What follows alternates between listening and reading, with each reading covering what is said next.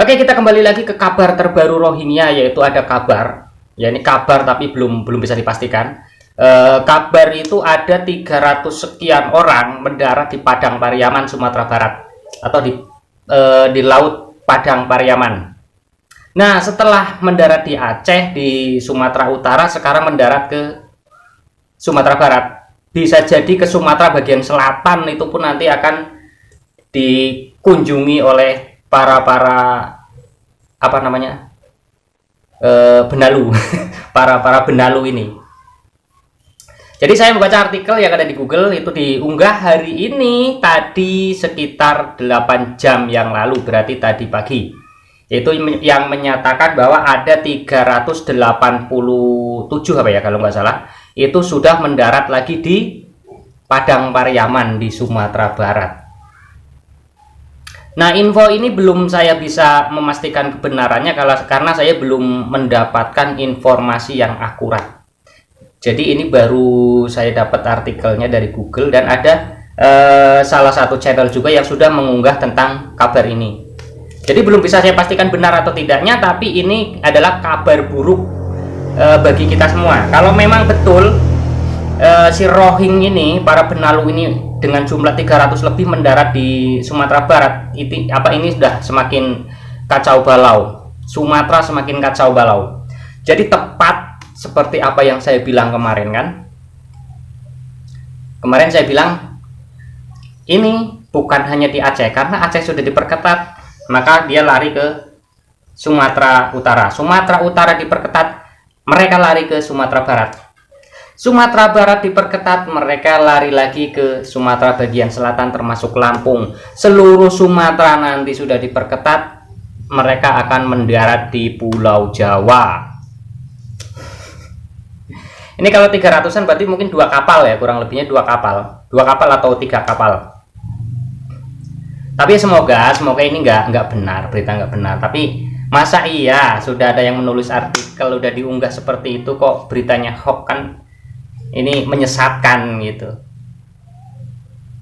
Tapi kalau memang terus-terusan mau berdatangan seperti ini, kita perlu pertanyakan loh, ini penjagaan lautnya tuh gimana gitu. Lolos terus ini kapal siluman. Bener-bener sakti gitu loh, mengalahkan kapal canggih Indonesia. Otak mereka itu lebih canggih daripada penjaga laut kita.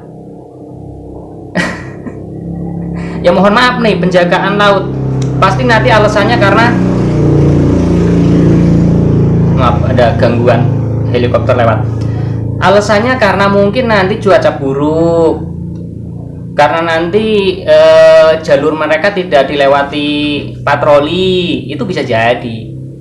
Karena alasan nggak mungkin saya disodok duit sekian itu nggak mungkin. Jadi tetap aja mengelak, ngeles dan lain sebagainya. Nah, kalau memang penjagaan patrolinya itu benar-benar menjaga dengan baik, tidak akan terjadi seperti ini. Oke, saya ingatkan untuk tombol subscribe tolong dicek masih merah atau sudah hitam. Kalau yang masih merah diklik sedikit saja biar berubah jadi warna hitam. Nah, yang sudah hitam itu berarti sudah subscribe. Saya ucapkan banyak terima kasih, karena subscribe dari kalian itu adalah dukungan buat saya untuk terus menyuarakan kabar-kabar tentang Rohingya. Dan jangan sampai kasus ini hilang begitu saja tanpa ada penanganan dari pihak-pihak yang bertanggung jawab. Karena apa? Ketika kabar ini hilang, tahu sendiri, kasus apapun di Indonesia ketika kabarnya hilang, penyelesaiannya tidak ada, nggak tahu seperti apa. Tapi ketika kabar itu masih ramai dan viral, ya mereka berbondong-bondong semua ingin ngurus. Karena apa? Pengen cari nama, pengen dipandang oke. Nah, seperti itulah. Oke, untuk bulan Februari saya akan membagikan 10 paket kopi Lampung asli, dan tinggal terima di rumah tanpa dibebani biaya apapun, ongkos kirim dan lain sebagainya. Tidak dibebankan, hanya tinggal ngirim alamat nanti, lalu saya kirim paketnya sampai ke alamat tujuan, dan tidak dipungut biaya apapun. Nah, itu bisa nanti kita sambil ngopi, sambil live, sambil ngobrol-ngobrol tentang Rohingya, si para benalu di NKRI yang dipiara oleh para londo ireng. Tuh. Jadi di subscribe nanti karena akan saya pilih secara acak subscriber saya. Jadi ya semoga Anda beruntung. Ya syukur saya bisa lebih memberi dari 10 paket. Kalau ada rezeki nanti saya lebihkan dari 10 paket. Untuk target sementara 10 paket dulu. Oke, lanjut pembahasan kita yaitu tentang mereka masuk ke Rohingya masuk ke Sumatera Barat. Dan yang terakhir kemarin adalah di Sumatera Utara ya. Terakhir di Sumatera Utara kemarin dikabarkan juga ada kapal Rohingya yang terombang-ambing kehabisan bahan bakar.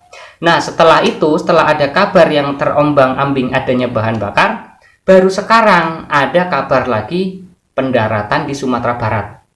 Nah, ini jadi benar dugaan saya kalau memang ini mendarat di Sumatera Barat. Cuma saya belum bisa pastikan karena belum ada kabar akurat ya. Jadi kalau memang ini benar, dugaan saya kemarin tepat. Mereka mengalihkan isu ke bagian Sumatera Utara agar penjagaan fokus di bagian Sumatera Utara.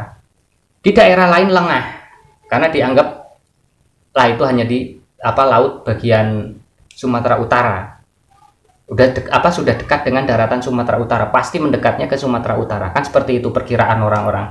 Akhirnya apa? Mereka masuk ke Sumatera Barat. Itu sudah trik dari para londo ireng dan para Nyi Roro Kidul dan Mak Lampirnya itu udah seperti itu, mengalihkan isu ke satu titik tempat agar tempat lain bisa dengan mudah mereka masuki. Bahaya kan? Terus kalau memang ini terjadi bagaimana nih? Masa ya kita hanya gembar-gembor nggak ada tindakan gitu loh.